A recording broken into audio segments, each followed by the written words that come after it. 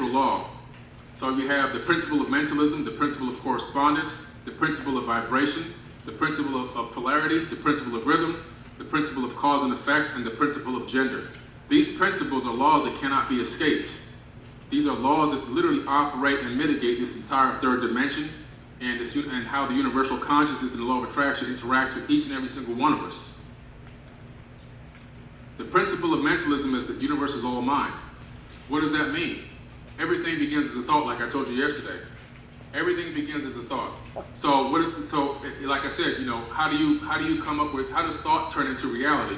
You start with a conscious plane. So you think of something, like I said yesterday, the cell phone. You think about the phone, what it would look like, what it would feel like, what size it would be, what functions it would have on a conscious platform. Then you take it to a two-dimensional platform. So in a two-dimensional platform, you give it to a CAD designer. Hey, this is my idea. This is what I'm looking to create. The CAD designer then puts it into a two-dimensional format for you. And then once you get it where you want it, the CAD designer then does what? Here, take it from this two-dimensional platform and put it in a three-dimensional reality by giving it to an engineer. Now the engineer will convert that thought into a three-dimensional physical reality that can be utilized as a tool. This is how we manifest things every single day, 24 hours a day, 7 days a week. Like I said, nothing would be here if we didn't have this power of manifestation. The proof that we are gods is in the fact that when you look around, there's things here. If we weren't gods, there would be nothing here. We are creators. We are co-creators in this reality. And it's very important to understand that. Let's look at the brain. In the Matrix, they called, the Savior Neo. Did you think that was a coincidence? They're talking about the neocortex, where we think, talk, move, create, and learn. The neocortex, Latin for new bark or new rind, also known as the neophallium, is the mantle, or the new mantle. It's part of the brain in mammals.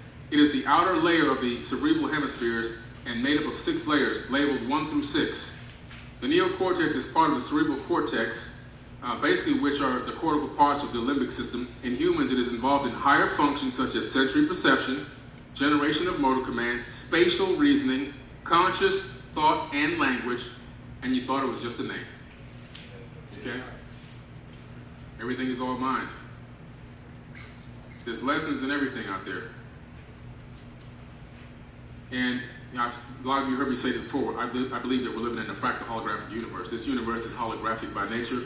It's not just me saying this. Professor James Gates, who used to be the presidential scientific advisor to President Obama, he was a professor at the University of Maryland. He's now at another university, but he's an expert in something called supersymmetry and theoretical physics. Okay. And he put together a team of some of the top physicists, quantum physicists in the world. These are the brightest and biggest minds on this planet to figure out what is this soup that we're operating and living in? What is this universe? What is this space-time? What is it? They discovered a group of codes called Adinkra codes. Now these Adinkra codes, if you remember the Dogon tribe I had up there a little while ago, the Dogon tribe knew all about these Adinkra codes. They call it part of sleepy time, the dream world. What does that tell you? They have these codes drawn or etched into fabric and designs, and they're called Adinkras, but they're really numerical representations of something called error-correcting codes. And these error-correcting codes that they knew for thousands of years, which we just now rediscovered, are the same codes that run search engine browsers and websites. So the same codes that operate your computer, your websites and browsers for Google searches and all of that, and the websites you like to visit, are the same codes that operate this entire ether of space-time. We're living inside a program. The ancients are right. The Bible's right. We're living in the creation. I'm just telling you the method used for the creation. The method used for this creation is a hologram. Most likely by a dodecahedron on the exterior, projecting in a three-dimensional holographic vision of electromagnetic waves. And these waves emanate from this dodecahedron into the center. Consciousness interacts with these electromagnetic waves. Consciousness actually slows down electromagnetism and collapses it into something that we call solid matter, to give us the illusion that there's something actually here. When you're not looking at something, it doesn't even exist. I know it's hard to really understand that. When you're not looking... Slow that all the way down. Yeah. I'm trying to keep up. Keep saying things casually like it's normal.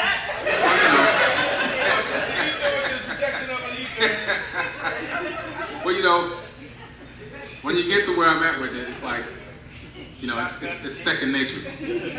But like a video game. Okay, let me give you a video game, for example. If you're playing Donkey Kong, remember that video game? It's one of the oldest games, okay?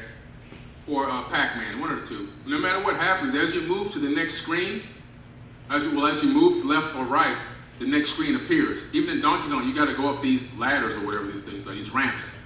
You don't see the top of the ramp when you start the game. You only see the top of the ramp as you defeat certain levels, and as you get closer to what you think is the top begins to appear. When you're not at the top doesn't exist on your screen. It's just an electromagnetic wave. It's not real. It only becomes real when you need it to become real. Consciousness is a wave function, just like in mathematics. And wave functions collapse information into a particular outcome or a particular answer. And so your conscious wave function collapses electromagnetic waves into something we call solid matter. How? By slowing down the frequency or vibration of those waves.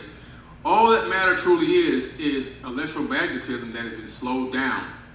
That's all it is. If you slow it down enough, you can collapse it into a physical object or something that we think is a physical object.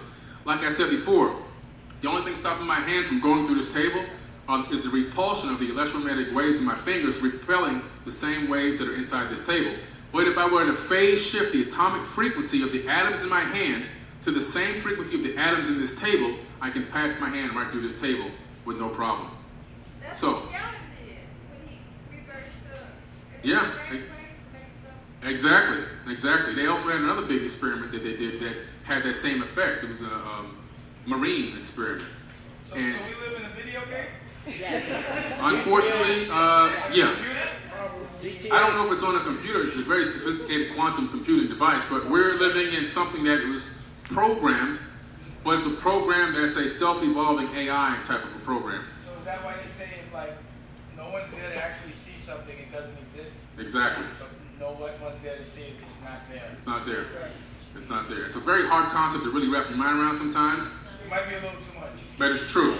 It's true. Everything is a wave. Everything exists as a waveform. Just look at the double slit experiment. In the double slit experiment, like I said before, you have those two. Is this thing live again? Yeah, let me show you something real quick. Double slit experiment before we go on, because it's only probably going to be 1 minute, not even that.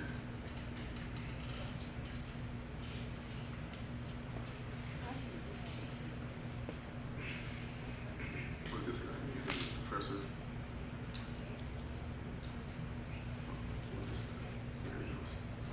Let's look at Dr. Quantum. So, what they taught us in school isn't really the way it is, and that our senses are playing tricks on us. You just gotta wonder, what is this reality that we find ourselves in? Quantum physics says it's all just waves of information. Do I believe that? I hope so. Yikes! And here we are, the granddaddy of all quantum weirdness, the infamous double slit experiment.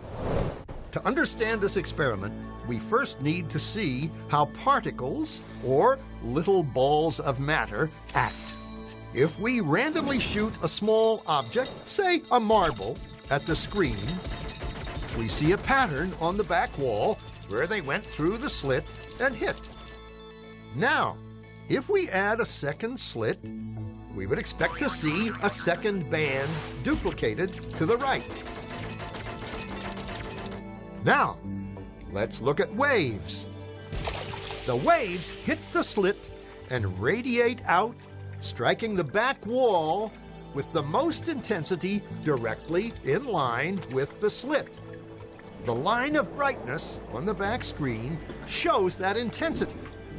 This is similar to the line the marbles make. But when we add the second slit, something different happens. If the top of one wave meets the bottom of another wave, they cancel each other out. So now there is an interference pattern on the back wall. Places where the two tops meet are the highest intensity, the bright lines, and where they cancel, there is nothing. So, when we throw things, that is, matter, through two slits, we get this, two bands of hits. And with waves, we get an interference pattern of many bands. Good so far. Now, let's go quantum.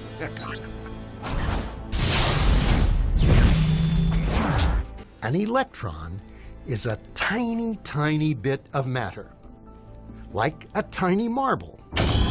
Let's fire a stream through one slit. It behaves just like the marble, a single band. So, if we shoot these tiny bits through two slits, we should get, like the marbles, two bands. What? An interference pattern. We fired electrons, tiny bits of matter through. But we get a pattern like waves, not like little marbles. How? How could pieces of matter create an interference pattern like a wave? It doesn't make sense. But physicists are clever. They thought, maybe those little balls are bouncing off each other and creating that pattern. So, they decide to shoot electrons through one at a time. There is no way they could interfere with each other. But after an hour of this, the same interference pattern is seen to emerge. The conclusion is inescapable. The single electron leaves as a particle, becomes a wave of potentials, goes through both slits, and interferes with itself to hit the wall like a particle. But mathematically, it's even stranger. It goes through both slits, and it goes through neither. And it goes through just one, and it goes through just the other. All of these possibilities are in superposition with each other. Physicists were completely baffled by this. So they decided to peek and see which slit it actually goes through. They put a measuring device by one slit to see which one it went through and let it fly. But the quantum world is far more mysterious than they could have imagined. When they observed, the electron went back to behaving like a little marble. It produced a pattern of two bands, not an interference pattern of many.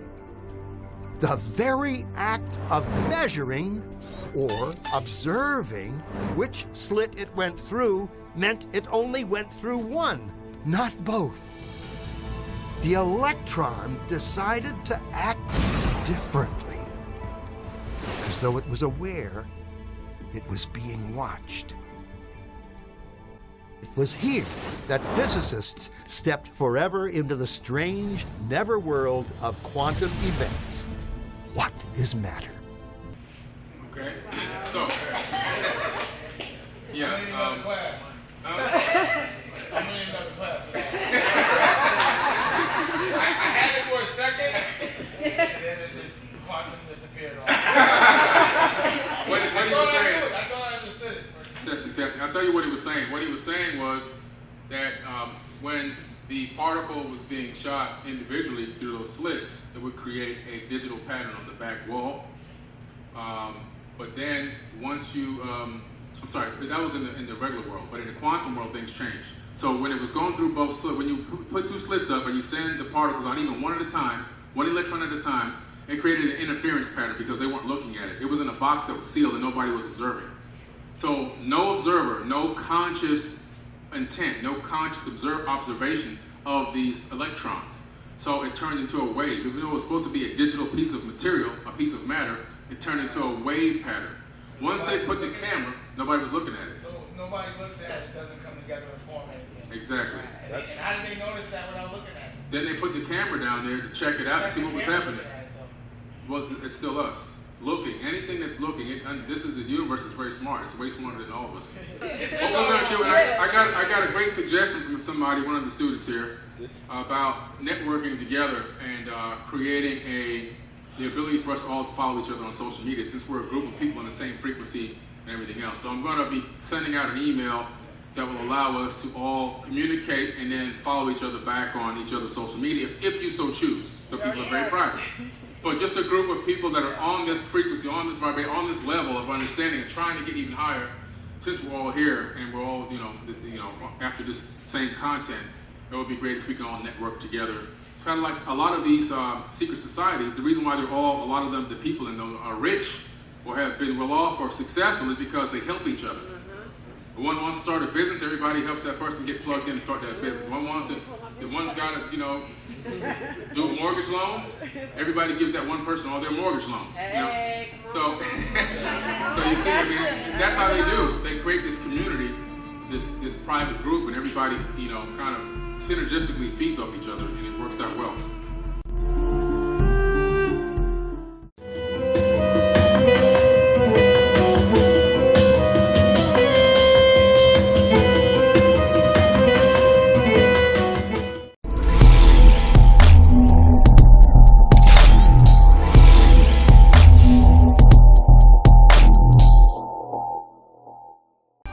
Hi, I'm Billy Carson, researcher, speaker, and best-selling author of the Compendium of the Emerald Tablets and Woke Doesn't Mean Broke.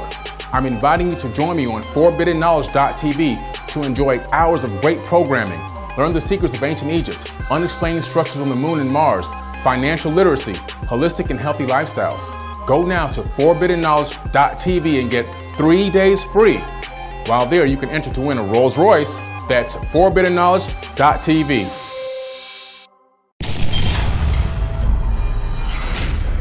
You are watching Forbidden Knowledge TV. Hi, my name is Billy Carson, and I'm the president of Forbidden Knowledge. We have an amazing investment opportunity here for anyone who wants to buy shares in Forbidden Knowledge. The money that's generated from this crowdfunding platform is going to be used to bring on a new content acquisitions partner. We're going to hire a new in-house graphics designer, a social media manager, put together a customer service team and a customer service management program that will organize and satisfy all the different legs of Forbidden Knowledge Inc., as well as, and of course, make more improved high-quality streaming content for the Forbidden Knowledge TV platform, which right now is featured on Apple TV, Roku, Amazon Fire TV, iOS and Android apps, and also, of course, the web. The streaming platform is a year old right now and doing very, very well. And we're looking for your support where you can not only be a conscious customer, but also be a part owner in an amazing opportunity that includes streaming TV, book publishing, and e-commerce. Grow with us and earn with us. Forbidden Knowledge Inc.